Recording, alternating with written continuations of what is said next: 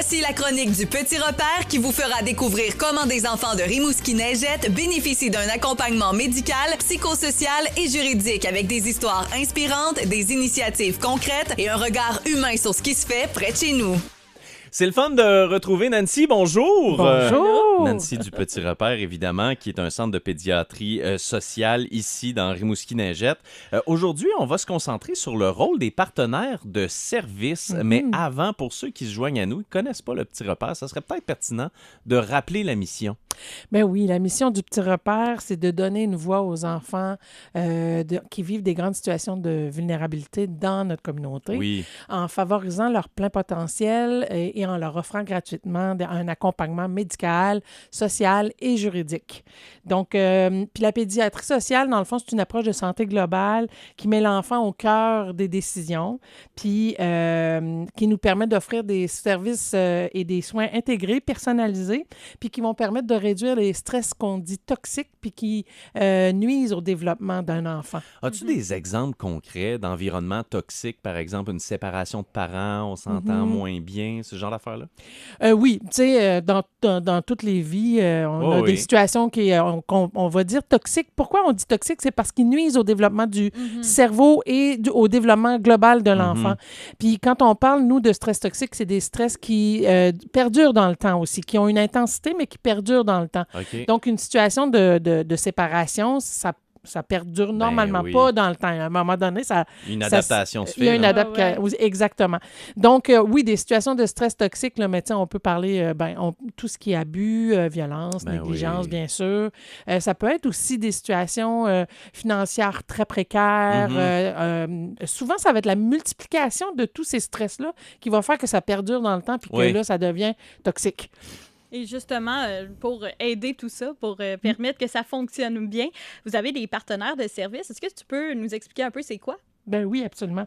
Dans le fond, les partenaires de services, là, ça peut être les écoles, ça peut être le milieu de la santé, les organismes communautaires, mais ça peut être aussi toutes les collaborations qu'on a avec des partenaires qui offrent des services spécialisés, que ce soit une massothérapeute, un orthothérapeute, donc qui vont nous permettre d'offrir des services aux enfants qu'on accompagne.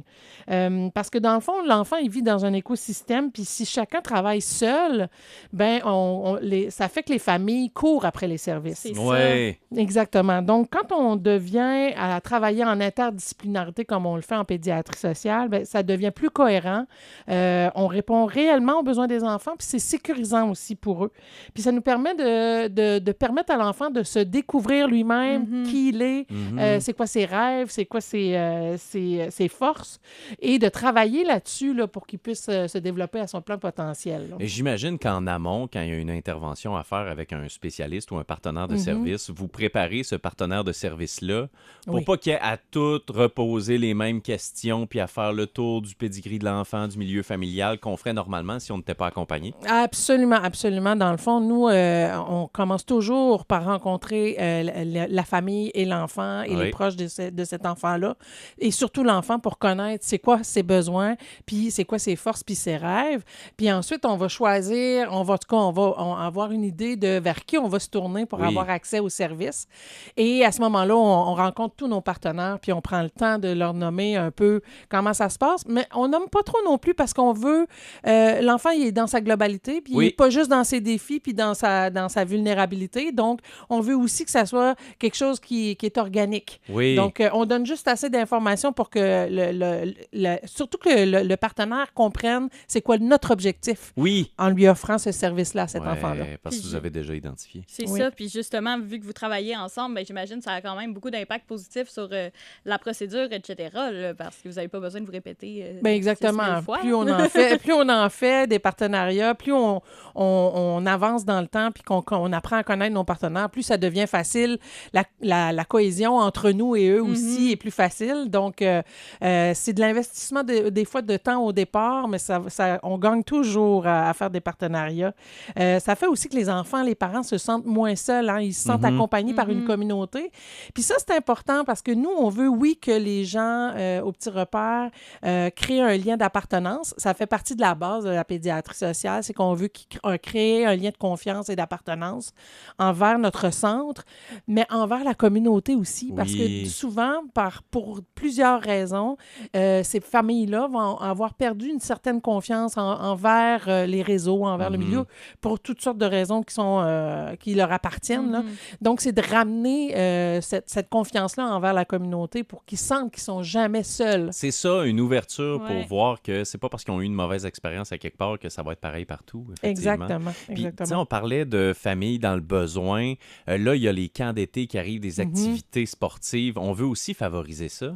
Oui, absolument, parce que dans le fond, l'enfant a besoin de se socialiser. Puis des fois aussi, quand l'environnement à la maison est plus difficile pour toutes sortes de raisons, mais le fait d'aller ailleurs, de venir au centre, mais aussi d'aller dans les camps de jour, puis dans les camps d'été, ça lui permet de vivre autre chose, puis de vivre dans un environnement qui est différent. Puis ça, c'est pas juste être bénéfique pour lui.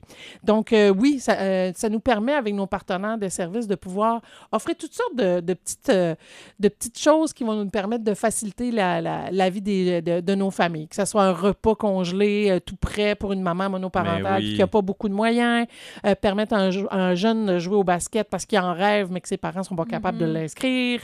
Ça peut être aussi, on en parlait, à participer à un camp d'été à des coûts réduits. Parce que ça change la dynamique familiale durant l'été. Là. Exactement, ça donne un répit des fois aux familles, mais ça donne aussi l'opportunité à cet enfant-là de développer d'autres choses, de créer des liens avec d'autres personnes. Donc, c'est vraiment très, très bénéfique. Ça peut vraiment avoir toutes sortes de couleurs. Et là, s'il y a des organismes qui nous écoutent, qui se demandent comment aider puis qui sont touchés par la mission du repère, comment font-ils?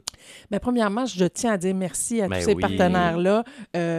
Présent et futur, parce que notre mission, elle n'aurait pas lieu si on n'est pas capable si on n'a pas le soutien de la communauté pour le faire. Puis dans le fond, ça peut se faire vraiment de plusieurs façons, en devenant partenaire avec nous, en nous référant, en relayant l'information, en s'impliquant bénévolement, puis en soutenant nos activités tout simplement. Vraiment, là, ce qu'on se répète souvent, nous, au centre, c'est que seul, on peut aller vraiment vite, mais ensemble, on peut vraiment aller plus loin. Oh, wow. Vous avez un site Internet pour s'informer davantage? Oui, www.lepetitsrepère.ca. Nancy du Centre pédiatrique, du Centre de pédiatrie sociale Le Petit Repère, merci d'avoir été avec nous. Merci à vous autres.